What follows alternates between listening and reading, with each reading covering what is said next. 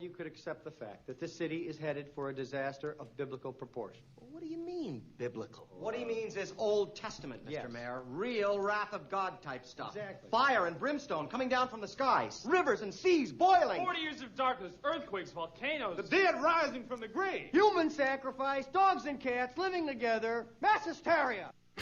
We don't normally get this kind of action. It's for us. It's just exciting. us. It's the way our screen is. Oh, dear. It's because you guys are here. It was a legitimate call. It made sense. It was pass interference. I don't care what anybody says. Get ready for 2 hours of hard-hitting football talk from two men in the know. It's Football on the Know with Jim and Joe. You call runs when you're not supposed to, and Dak Prescott is throwing it in the dirt. What they say, it's not the X's and the O's, it's the Jimmies and the Joes.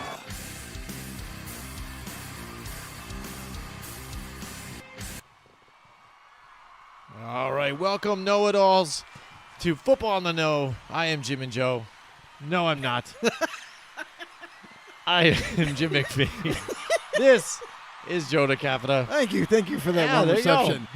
What's going on, know-it-alls? Welcome back for another edition of Football on the Know Show. We are ready to go. Not so sure about Jim right now. What did I put in this thing? What are you drinking? I don't know. It's the orange drink. It's affecting you. I don't know. Can you go on? Yes, All I right. am ready. I'm just excited. All right, let's get into this thing. So, right now, we just heard reports right now that reportedly the NFL and the NFLPA have agreed to a $208.2 million salary cap ceiling for the year 2022. What does that mean?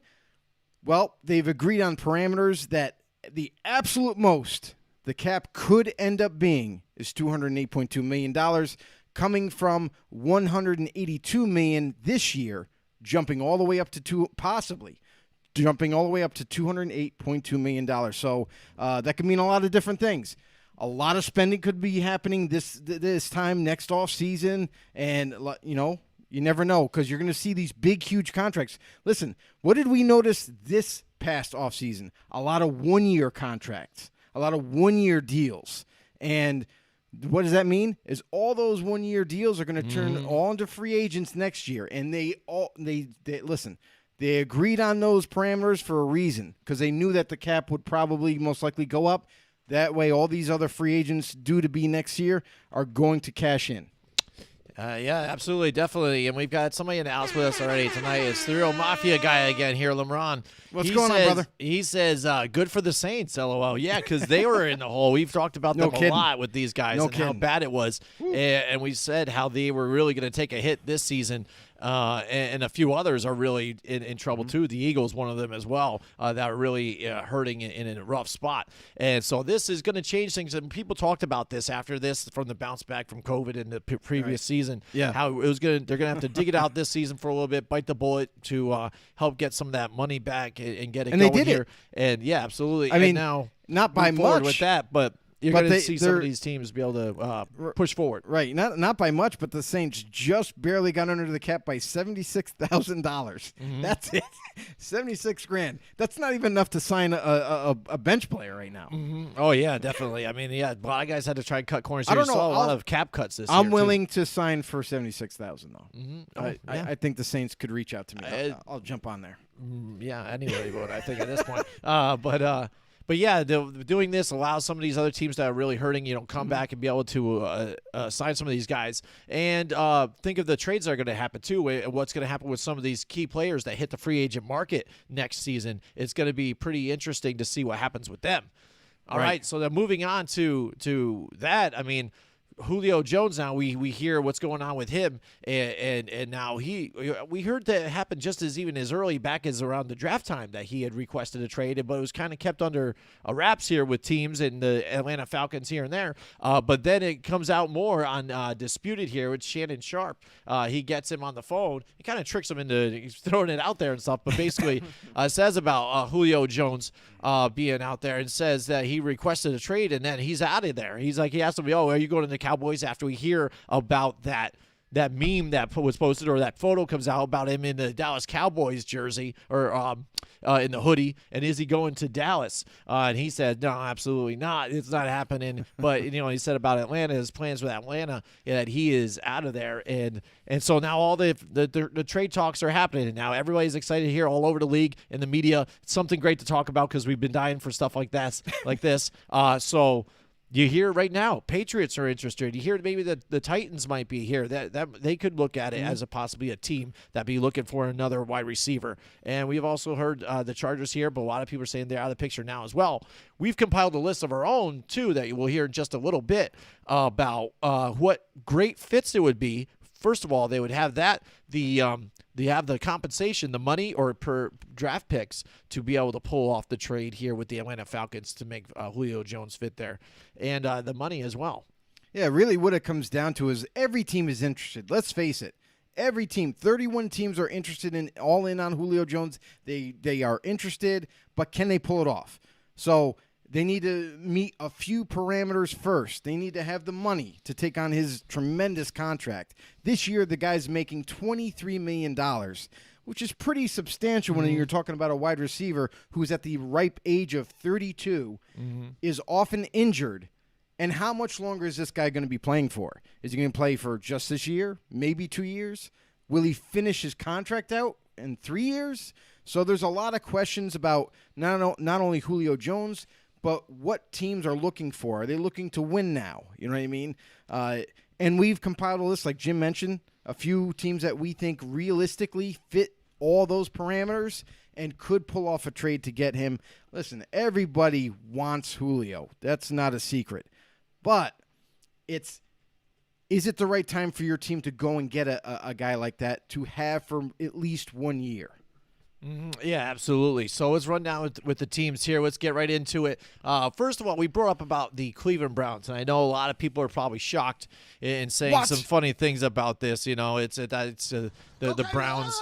They already got a lot of people and a lot of talent, but you know what? Again, they've got a lot of talent to move around. But guys out there that also make some bigger contracts as well. Julio wants to move, and so maybe that it can benefit both teams. The Browns still get a decent player, maybe at a cheaper rate, and cover his contract, and then they can pass somebody else on to the Falcons, and then the Falcons will definitely benefit from getting one of those star players over to them with Matt Ryan and that particular offense to get him kickstarted. Yeah, and the one player that everyone kind of dodges and hasn't really brought up right now is the Browns are obviously one of those teams that are going to be a competitive team this year. They have everything in place right now. Their defense is growing together and maturing. Don't forget Grant Delpit is going to make his debut this year. Was a rookie last year, never got to play, so we're going to see him on the football field. And this defense on paper looks like a pretty darn good defense going into that tough division that they play in. So that all said, you have a big-time playmaker in Odell Beckham Jr., who missed last season, is coming back, but there's also been rumors about his name being thrown out there as possibly a trade candidate for the Browns to get out from underneath him. Look at what they did last year without him. Not even in the picture. Absolutely. And they made a push for the playoffs and everything like that. So if they're already on the right track without him, why not pull off a trade possibly? In this way, it could benefit both teams. You can get rid of Odell and his possible antics that could arise once again. Send him to Atlanta. And in turn, you get another player to fulfill his spot. And a pretty darn good one at that. It's just a matter of how long is Julio going to be playing, and can he stay healthy? Obviously, there's a lot of questions, but it would be a tremendous fit.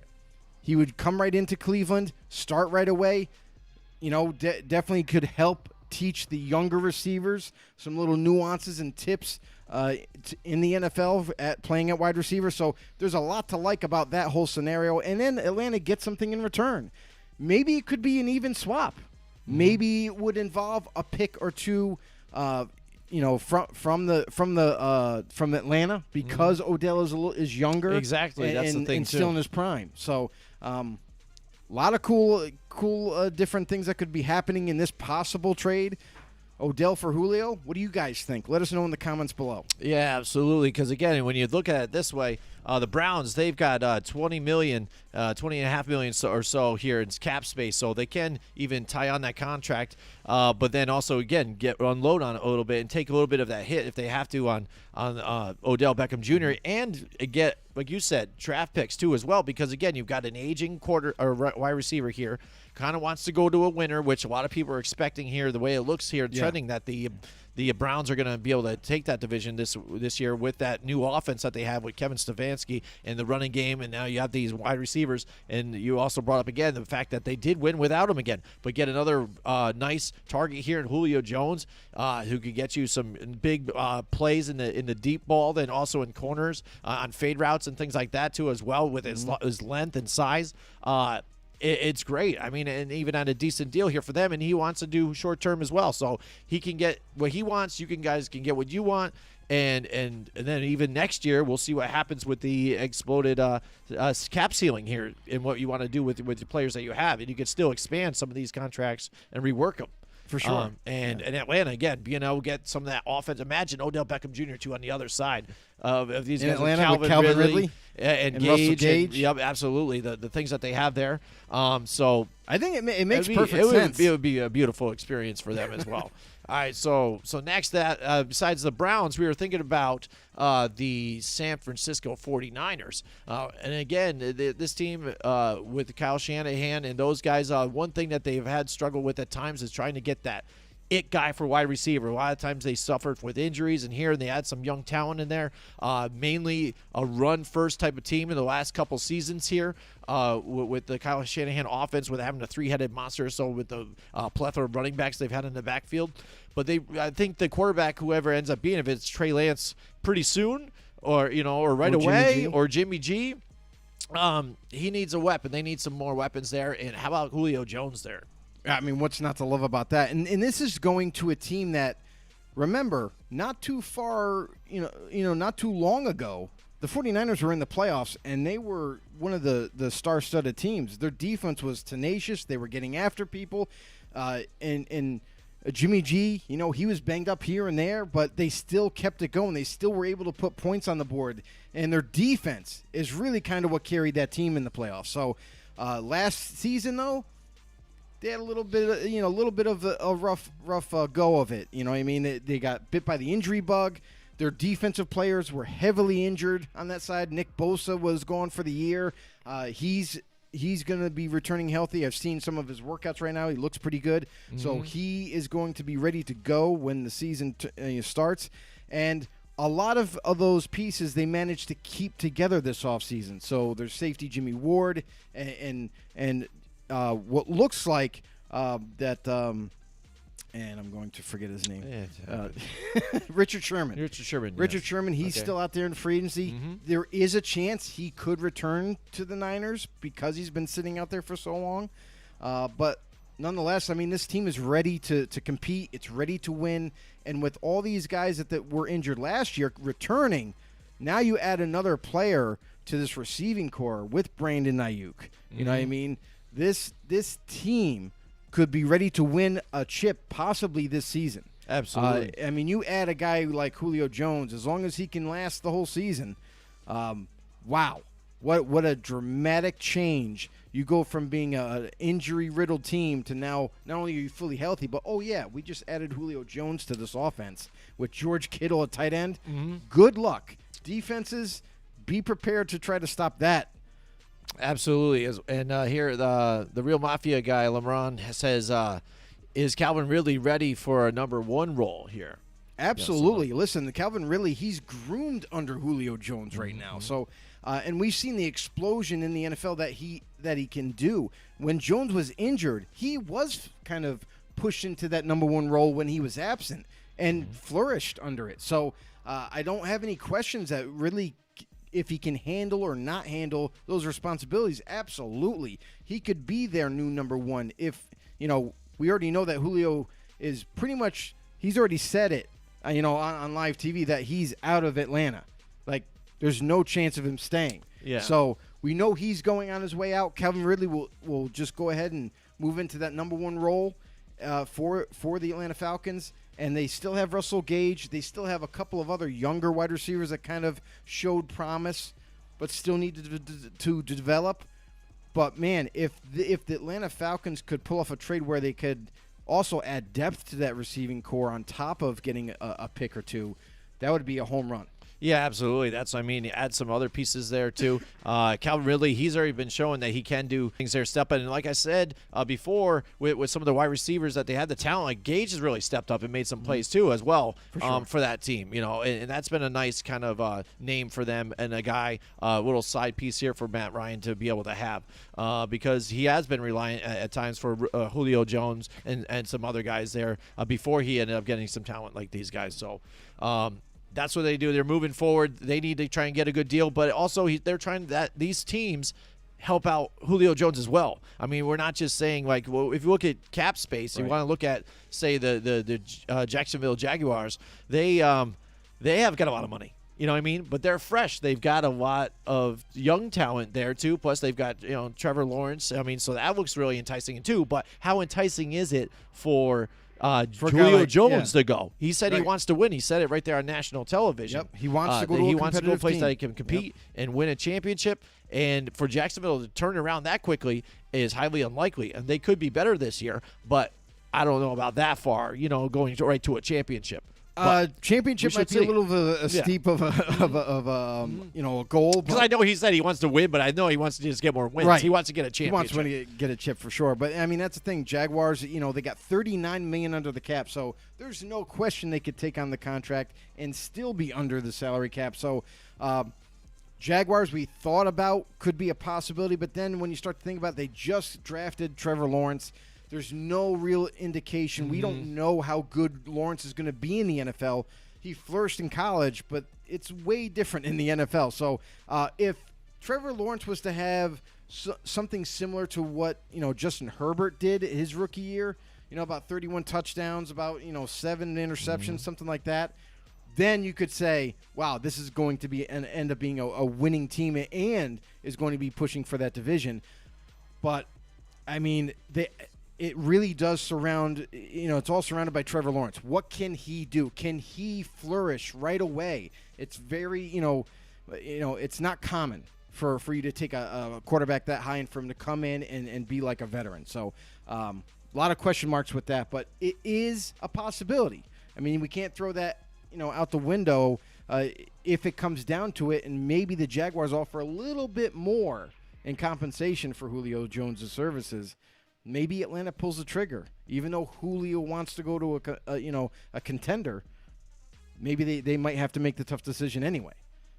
Yeah, I mean, so we considered them, but again, we looked at all the parameters here, and they don't fit the parameters. But we never know. A lot of times, those secret teams, we're debating certain teams out there, and some other team comes out of nowhere, and they're the ones that pick it up and get could the trade. be. I mean, there could be a dark horse team at it that comes out of nowhere, where even salary cap wise, on paper right now, they can't do it.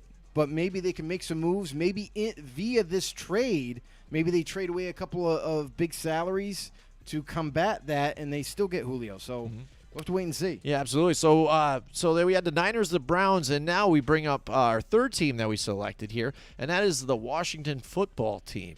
I hate saying that name, but yeah, there they are, the Washington football team. Now, imagine how scary this would be with this lineup here on offense.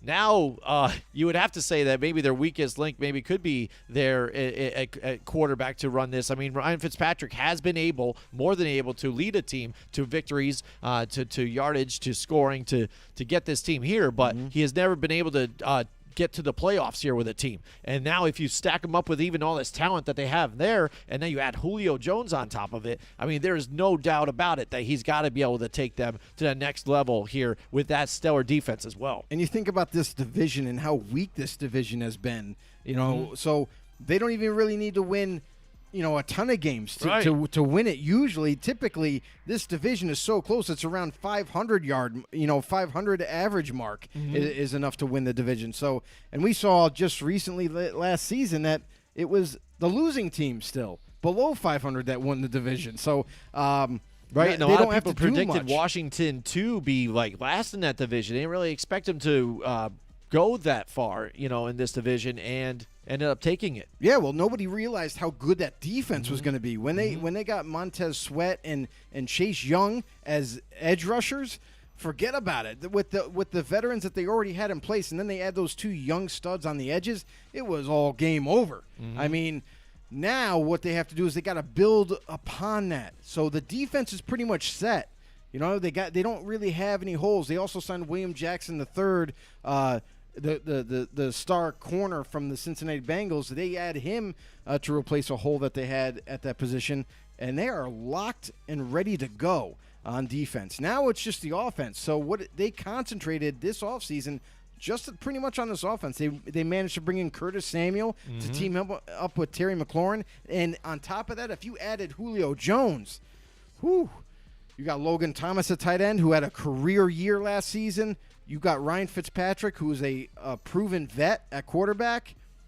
I don't know. The sky's the limit for Washington after that point. Yeah, I mean, they even have Adam Humphries here, too. I mean, they have a lot of depth there as well already, but, I mean, add him in there for the mix and give these guys another opportunity somewhere else. Who knows when cuts come. We have Mike Tackett in the house with us tonight. He's got a top 3 here. He says the Colts, the Saints, and the 49ers. I can see. There you go. So he's got possibly 2 of the teams that we have out here, but then also the Saints here. Now, I want to hear from Mike Tackett here. Where's what's his scenario with the Saints and how they make this happen here? Understandably, they could use another veteran wide receiver there because they have lost a bit there for that team again. And I mean, just imagine that. Well, I know. Michael Thomas on top with Julio Jones. I mean, that would be scary. Again, you would have to say. I don't know. We've seen Jameis Winston lose games if he is the starting here right. with elite talent. At his. But here's the thing, though, about this. The Atlanta Falcons are not trading him. Let's be honest. They're not trading him to an NFC team. Yeah, I mean, that's not going to happen. That's in their division, and that's a rival. We both like Mike Tackett. We both agree with the Niners as being one of those possible candidates. But, honestly, personally, they don't want to trade. They don't want to have to trade him to an NFC team. So any AFC teams that are interested are probably going to get first dibs, and Niners being probably a last resort for Atlanta. Yeah, absolutely. And, I mean, some of these other ones that are in dire need of a wide receiver, like the Houston Texans, I just don't think they have enough to put anything on the table to make that trade either as well. And that's interesting that you put the Saints because the Saints really clearly don't have the money. Yeah. I mean, they just have barely, by the skin of their teeth, have $76,000 amount of money under the cap right now. So not very, and there's not a lot of room to move. I mean, they could trade, and they would have to trade big names right now. Like, if they were to trade, Marcus Williams, their safety that they just, I think they tagged him, right, this past offseason. They tagged him to keep him there. Marcus Williams, he can save them maybe $10 million in the trade. That's only pretty much half of Julio's contract. Marshawn Lattimore is another one where they could trade him too without any kind of dead money penalties, without anything like that. After June 1st, they can trade these guys, and that would give them about $21 million under the cap. They still need more after that because the contract that Julio has is $23 million for this year. So then they would have to get rid of another player. So to me, it would be too rich for the Saints' blood to pull off this trade. Not to mention they would also, maybe a couple of players wouldn't be enough. Maybe it would be. But all in all, I think it's too many moving parts for the Saints to even be involved in this trade. Yeah, absolutely. I agree too as well. I mean, again, the lack of money, things they're coming back from, not having Drew Brees this particular season as well. It's going to be definitely they're in that kind of reset reset mode. Yeah, absolutely. But again, great coaching those staff there too. Sean Payton right there too. It will be a nice fit. And again, we imagine seeing Michael Thomas and him on either sides, that is pretty dangerous looking. That's why, again, hence 49ers, they got some of the money. They've got a chance to go all the way to as well or be a winning team. and it's great coaching too as well. And familiarity. You got Kyle Shanahan there getting reunited with Julio Jones. I mean, he should be able to fit there perfully, right? The ties are there. Yeah. But can they pull it off? Yeah, that's the thing. absolutely. Can they convince Atlanta to make it happen? Yes. Real quick, a couple of shout-outs there. Sure. Cody Raptor is checking us out. Stephen Bogucki, Jeremy Nicola, Dave Rourke, Anthony Shea. Thank you guys so much for tuning in. Really appreciate the support. Keep it coming. Yeah, absolutely. All right, so that brings up our next team, who we think would be a nice fit as well. And we've heard about this team. It's the New England Patriots here. New England Patriots has been rumored to be talking with the Atlanta Falcons about this here, making it work. They're one of the teams that Julio Jones handpicked to possibly go to. So Patriots is the one team, and then we've heard reports that, believe it or not, the Tennessee Titans are another one that he's looking at. Now, my thing is, why the Titans? Because honestly, there's been a lot of change in Tennessee. They no longer have Arthur Smith as their offensive coordinator, so the offense may possibly change a little bit. We don't know how much of it. Not to mention, Tennessee isn't – you look at Tennessee Titans, and are they a competitive team? Sure. But are they a team that could possibly push for the Super Bowl? I'm not really sure about that. I think they still got a lot of work to do, especially on the defensive side of the ball. So I don't think they're quite there yet. But it's intriguing to hear that maybe Julio's thinking about going to Tennessee. Ain't nobody got time for that. Yeah, I don't know about that either. Again, I mean, yes, they have been being able to make some playoff runs here, and they look nice. And surprisingly enough, Ryan Tannehill had a great QBR last year and still managed to do well. And a lot of people kind of went under the radar, I believe, in a sense. So they thought maybe he took a step back a little bit. But I think it was just overall because of what was going on with the team and that lack of defense that they had there forced some of their struggles. Like you said, Arthur Smith gone. It could be different for them moving forward. That they're probably going to run the rock again.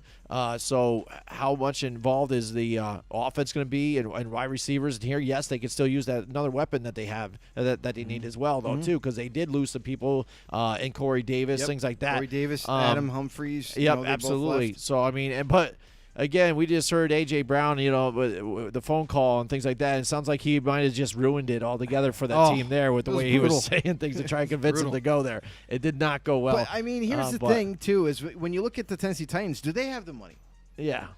The answer is no. They got $3 million under the cap, so they would have to do some major changes just to make the salary work. Right. So, not to mention, forget about the compensation. Like, I don't know if they could really pull it off. If they even if they were all in on it, I just don't think they have enough ammunition. What are you giving up here? Then are you giving up for picks in the future here for Julio? Then because again, you don't have compensation there. But again, if you're low on the money route, then you do need to dump some of these contracts somewhere too. So you're thinking some players even too. So not only are you giving away talent too as well for compensation to the Atlanta Falcons too. So just to gain Julio Jones, I don't know if it makes so much sense for them because again, I mean Julio, he still plays well. He was suffering from injuries as of late too as well. I mean, because that would be say he had a down year in a sense, even though he played pretty well when he was out there. Played 9 games. Yeah, and that's the thing. He did okay when he was out there, but again, 9 games, that's scary for some of these teams, and that's why what kind of value are you really going to put out there? I said I would, if it was me, I would say I'd throw a third out there. I'm sketchy on 2. You probably would get a second out there somewhere. Right. But, again, I'm more standoffish. He's 32. Now he's got the injury. Right. And he probably how long is he going to play? How long he's going to play. So how is he going to just, say I'm here for a little bit and then maybe bounce, And then on top of all that, if you're giving up compensation. Right. On top of all that, the injury question is always going to be part of this equation is how healthy of a player am I getting week 1? Is he going to sustain that health throughout the season? And that's a big question, especially with Julio Jones throughout his whole career has been bitten by the injury bug. It seems like every single season he's been in the NFL. So that's got to be a little concerning too. So, and that might go hand in hand with your argument about possibly not giving up even a second rounder to get Julio Jones. Maybe the going rate is a third rounder to start the conversation altogether. And maybe with all these negotiations going on, by phone, that's what the whole hassling is like. Right. We wanted a first before the draft. And by the way, this is the Atlanta Falcons is an organization that did a tremendous job of keeping this sealed tight, and they didn't leak any information out because Julio Jones actually requested this trade to happen before the draft even started, before it was even here. So for them to keep it hush-hush this long until now is tremendous. So kudos to Atlanta.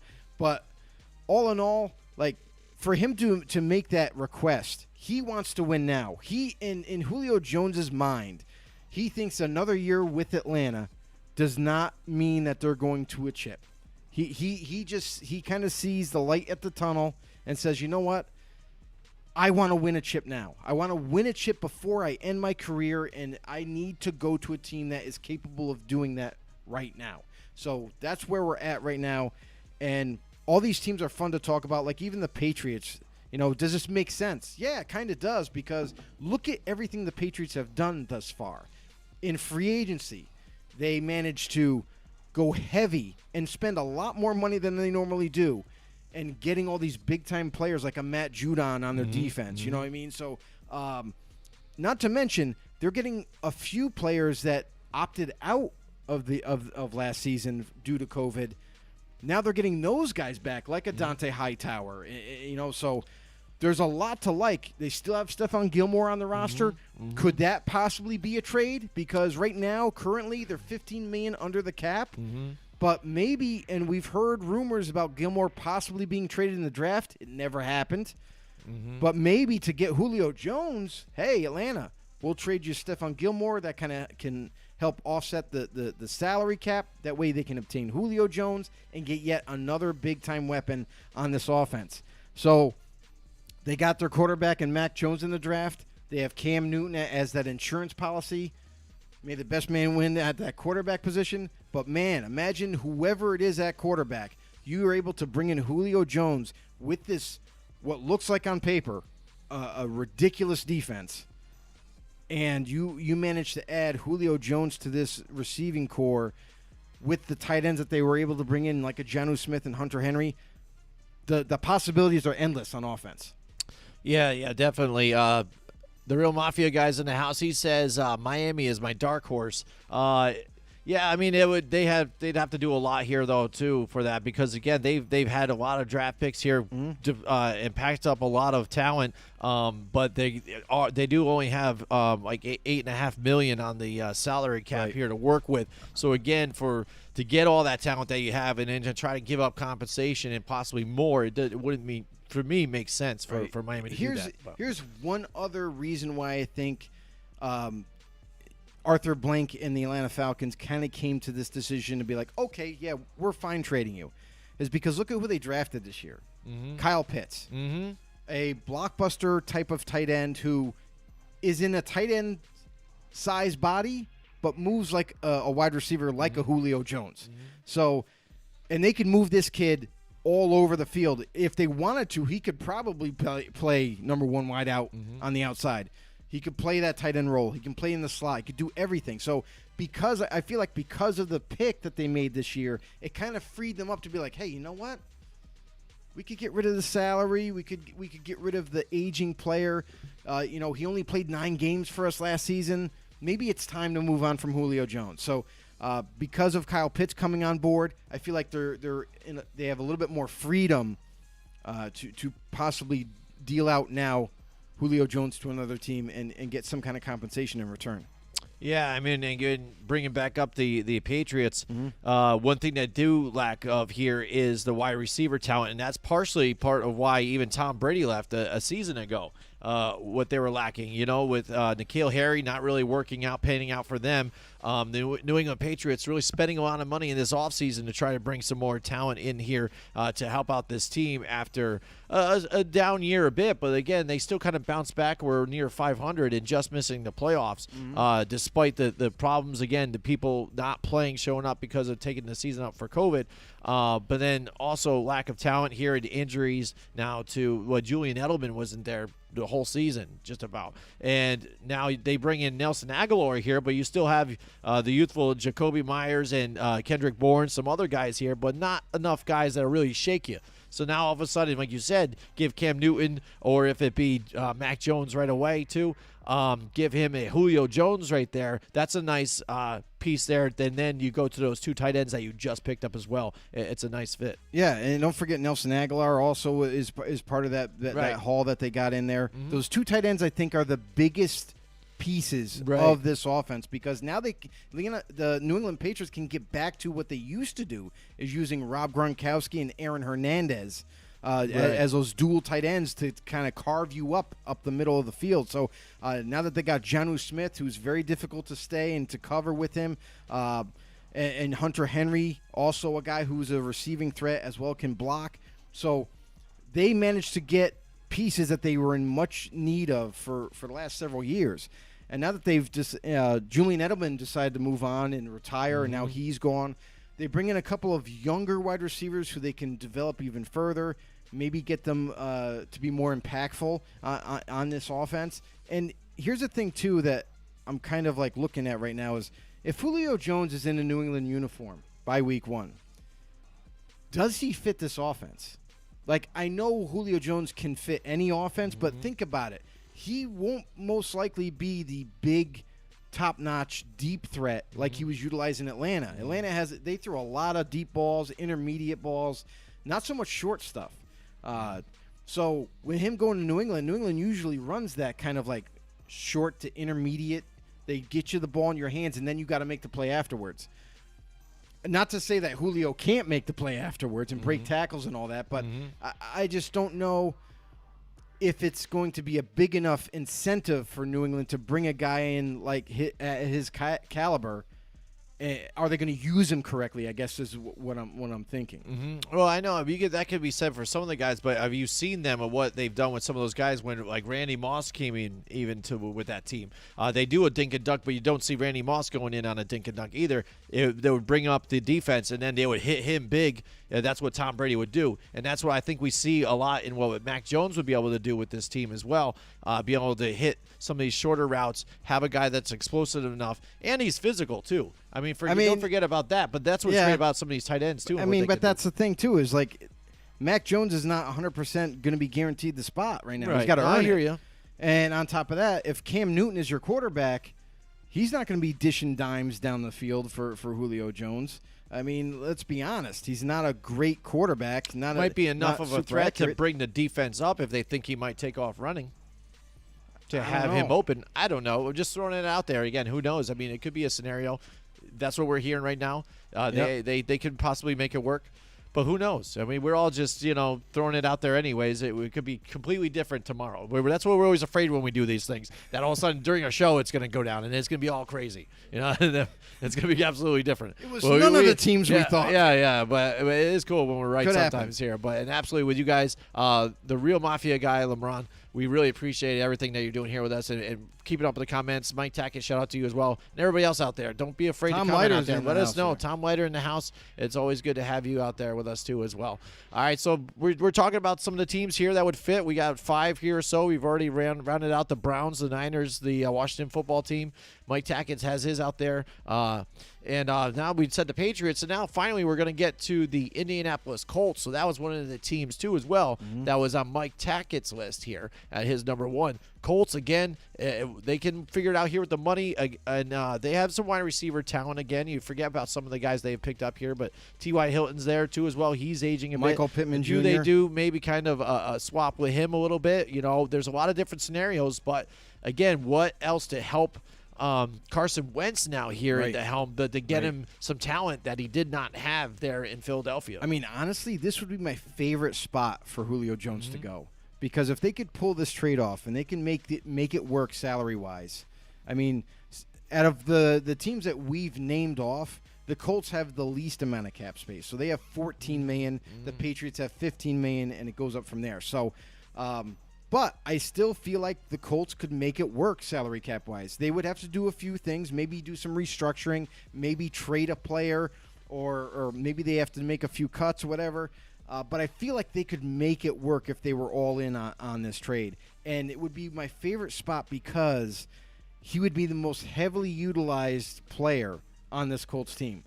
Not only do you have Julio Jones in a Colt uniform, but also the opposite side, you have a second-year up-and-coming receiver in Michael Pittman Jr., who could learn and be tutelage. The tutelage from Julio Jones to Michael Pittman Jr. would be there's no value for it because it's uncanny to learn from a future Hall of Famer how to be a professional wide receiver in this game would just be amazing. So you have him, and then T.Y. Hilton. Maybe you utilize T.Y. Hilton in the slot at that point. And that could really shake this offense up to be pretty darn hard to defend. So there's a lot to like with that. And also you look at it's a offense that has a great offensive line. They did attack offensive tackle in the draft, so hopefully there's no big-time holes there. Their running backs are second to none, and Jonathan Taylor, and they managed to re-sign Marlon Mack. Yet, and they got Nyheim Hines in that backfield. So, and Carson Wentz, the last time Carson Wentz was under the offense of Frank Reich was that year with the Philadelphia Eagles, where he kind of exploded, in the NFL and kind of took off and had his best year as an Eagle. So now that he's married back up with Frank Reich, I mean, you add Julio Jones here, sky's the limit. Yeah, absolutely. I mean, again, you look at it, see what they could have. Good defense here paired with that offense and Carson Wentz here, that running game, Jonathan Taylor. There's a lot to like about this move here. And when you think about it in some of these teams, too, you got to think about also trades that they have. There's a lot of teams out there that have a lot of, let's say, picks for the next coming season to dish out, but really they're not set there in money and where they are located in their particular spot to be moving. They're not a contender right away in the next year or so right away. So say a lot of teams with a lot of compensation, like the Giants have a lot of picks next year, a lot of good ones, stuff like that. Yeah. They could spare one or two or something like that here or there, but it wouldn't make sense for them to move on. Because you got to remember, too, when you look at a guy like this, he's 32, he still plays at a decent level, but when was the last receiver that went for some trade value? And you got to kind of go gauge off of that. We look at DeAndre Hopkins, and unfortunately, the Texans and Bill O'Brien had set that type of ceiling for us now. So now DeAndre Hopkins went for a 2, and I think maybe another late, like a third or fourth or something. I forget. But then even Johnson, came along with him, the running back. It was a second-round pick, a fourth-round pick, and David Johnson. So that's kind of the benchmark we're looking at. I'm not even looking at that because Bill O'Brien was just absolutely I know terrible. It's crazy, but a lot of teams can say that. I'm like, well, they only got they gave up a second for DeAndre Hopkins. I'm not going to give you a second for Julio Jones. I could give you this here. Because think about that though too. Is when Hopkins was traded, he was about 27 years old, still in his prime, maybe 28. So still in his prime, and got traded for not a first-round pick, but a second-rounder, a fourth-rounder, and a player. And not to mention that player that they got in return was heavily injury-prone. So you really just got a body, you know what I mean? And we're hoping that he could stay healthy. Here he says the real Mafia guy, Lamron, says Julio has to be worth a first. I don't know. I don't think he is, though. Here's a reason why we argue that he's not worth the first. Is think about these things. He's 32 years of age. Okay, that's one. He's an aging player. Another thing is, how long is this guy going to play? Because he could play one season and then retire if they don't make it. If whatever team he goes to, they don't make it to the playoffs, he'd be like, all right, you know what, I'm done. This team isn't going to go anywhere.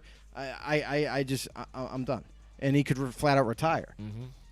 Another thing, too, is we still don't know what will happen after a trade is consummated. Will he ask for more money? Will he want to redo his contract? Because sometimes that happens too in trades. Is a player gets traded, that's all well and good, and then next thing you know, he wants a new deal. Like DeAndre Hopkins, for the longest time before he got traded, wanted a new deal from Houston. Didn't get it. He got dealt, and then he got a new deal with the Cardinals. So I don't know if Julio Jones is going to be looking to do that. I mean, it'd be hard to when you think about what he's got right now. His contract right now, $23 million this upcoming season, $19 million the following year, and the year after that, another $19 million for the season. So there's a lot of scenarios here, and he's a 32-year-old receiver who often gets injured. Think about that. Last season, he only played 9 games for Atlanta. So are you willing to give up a first-round pick, a possible future star, for a 32-year-old player who may not spend his whole season on the field, and who knows how long he's going to play for? Mm-hmm. You know what I mean? You got to think of a lot of these scenarios that are going to pop up, and the amount of money, not to mention that you're going to be paying this player to, for his services. Yeah, absolutely. So, I mean, again, I agree too. You would think sometimes, but again, you got to look at what other teams are thinking even now. And honestly, I mean, think about it. Like, if you could tell me right now, if you could guarantee me that Julio Jones will play 2 or 3 more years and be completely healthy out of those 2 and 3 years, then maybe you could make that argument that he's worth a first. Absolutely. Right. But there's a lot more that goes into it. Age, injuries, how long is he going to play? Yeah. And if even now, if you look at age, 32, you could get a little longer than that, say, in a quarterback position. Say that maybe if there was a certain guy that came out, like you see Aaron Rodgers, offensive line, older quarterback, a lot of people would just throw away a first-round pick for that, absolutely, for Aaron Rodgers. Yeah. Still playing at an elite level, a little older, but again, still going to be able to play probably for the next couple of years. If you set him up with the right position, that's where he wants to go. He can still play. Yeah. So, I mean, that's what you're kind of looking at. The quarterback position, I think at this point, anything a certain age plus, you're going to get that. Wide receivers, again, the value I think is dropping. And what you get, if you look back with the last one that got traded, you got to kind of go off of that. That's what teams, if they're smart, they're going to go off of. Right. You're like, why should I do this if this team did this? That makes no sense to me right now. Right. Why if they were going to do something like that, you said it came out like, they were talking about it in the draft. You would have saw something. Before the draft even happened. Yeah, it would have went down. Something would have went down there. If somebody was willing to give it their first, they were like, all right, let's go. What do you got? And they're like, boom. No. And no. So not a single team is willing to give up a first-round pick for But Julio I hear Jones. you, though, and it's a good comment. We definitely appreciate it. Oh, absolutely. We do appreciate it. And that gives us a reason to kind of debate and to talk and to stir up ideas that could happen. So, really appreciate you, Mafia guy. Thank you very much. Yeah, I mean, that's it. That's our teams, though, Joe. So, I mean, there you go. There's honorable mentions. Yeah. You know what I mean? So here's the thing is, and these are teams that maybe are probably not in that competitive mode yet. They're definitely not in win now mode for a chip, but they could do it. The Jaguars, like we mentioned early on, definitely could do it. The Jets could do it. They'd have $25 million under the cap. I mean, so they could be willing to give up a draft pick. Maybe it's a second rounder. Maybe it's a third rounder and some change. You know, a lot of people brought up the Bengals, but after they invested in Jamar Chase, the top-notch wide receiver coming out in this past draft, with T. Higgins that they already have on that receiving core, with Tyler Boyd, there's really no reason to kind of go out and get a Julio Jones. The Broncos were brought up, but listen, Broncos have a tremendous amount of young talent at the receiver position, at the tight end position, so I really don't see the fit there, and they still don't have a quarterback. Yeah, they don't. So what's the question there? I mean, that's the biggest one there. And quarterback, who's going to be throwing the ball? Right, and we've heard the Chargers multiple times, and Justin Herbert, he's legit. We've seen what he could do in his rookie year. Let's see if he can do it again. But when you have Keenan Allen right there, like, look at Keenan Allen, he's another aging receiver. Been productive the last couple of years, has stayed fairly healthy the last couple of years. With Mike Williams in that receiving core. Are they in win now mode? They're getting close. We'll say that. They're on the cusp of becoming one of those teams that could push for in the playoffs or maybe even deep into the playoffs. Again, they got to stay healthy. That's number one. We've seen their defense kind of fall apart when that when injuries are in the question. But it would be an interesting team to maybe possibly go after Julio Jones. Lions. Yeah, I was going to say the Lions right there, too. The Lions is kind of, let's face it, they're not in win now mode, and they're far from it because they have way too many holes on defense. They did do a good job, I feel like, on the defensive line. They traded and brought Michael Brockers over. They got Aquara from the Giants to play D-end. So, I mean, they got some nice pieces, but they still have a lot of holes on that side of the ball. Offensively, listen, they made that big, huge draft pick in Penei Sewell to shore up that tackle spot that they had a hole in. Jared Goff is now the quarterback. So they have a young quarterback, a proven quarterback for them, but the receiving core, there's like nothing there. Yeah. So would Julio be pissed if he got traded there? Well, that's absolutely. But, hey, it's not far-fetched to say, like, maybe Detroit offers something crazy. Maybe they offer a second-round pick and a fourth-round pick to kind of sweeten the deal to get it done. So yeah, and that's the thing, because they got some money there, around $18 million, I think, on the cap. Yeah. And yeah, they are weak there. They are starting out, but again, they're looking at for their position. Jared Goff now has a veteran there to get going and feel comfortable with this team, first time there, and try and get these guys going here. What better than have Julio Jones here to get this offense and even show ownership what this team could potentially be for the future moving forward. You want to get this thing jump started early and get it going. And when you look at it from the Atlanta Falcons' point of view, it is good to say, hey, Julio, we love you, man. Everything you did, we're going to do our best to try and make this work for you. Right. And blah, blah, blah. Right. But if somebody throws you the best deal out there and you're looking at it, you're like, nobody else is giving you anything close to that it could be a contender. True. A lot of teams, I mean, dude, it's hard for you to just say no. No, you can't. You can't say no to it. You got to be like, go back to them because again, there is no trade clause. Right. It doesn't say that they have to give you to somebody that you own. So they do their best. Somebody gives out the best offer, you pretty much got to take the best offer. And who knows who that's going to be. So also really quick to mention is I know people want this to happen so badly is like Ravens. But they're a little low on the totem pole when it comes to salary cap. They only got $9 million. So Steelers would be kind of fun if they could figure it out. Think about that as a receiving core. Yeah. Chase Claypool, Juju, and Julio. That'd be kind of fun. But I think all in all, after the Colts, I think it's more of a pipe dream. Yeah. You know what I mean? So that's the thing. Could it happen? Maybe. But a lot of things would have to come into factor. Also, you've seen teams that do it, especially this season here with trying to fit the cap. A lot of backloaded deals and things that are trying to just spread the money around. Just one-year deals. But, I mean, we've seen it like when even, say, a year before COVID hit, you saw Patrick Mahomes highest paid or whatever, and they just set that up with all kinds of bonus money, and they finagled the money to make it work somehow with what they had. And to keep this team and the club together. So maybe some guys that are a lot smarter than I am with the mathematics and stuff, they can figure it out and get it to some of these guys, some of these teams. True. But we'll see. Moving forward, it's an interesting topic. Everybody's talking about it. It's out there, and it's very interesting, definitely. Definitely. And it's been a lot of fun to talk about and debate. And thank you guys for all the support. Thanks for showing up.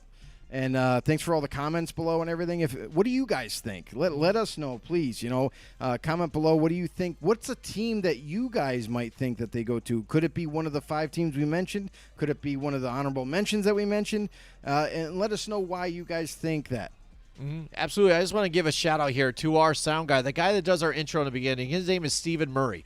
He is in the new game from EA Games, Knockout City. He is the voice of the DJ, the announcer, the guy that talks to you through the tutorials, the menus. Great guy, great voice actor too. He does all kinds of things for colleges or whatever. He's made it onto this game. We just want to shout out to them and congratulate him. So if you guys see this game too, check it out.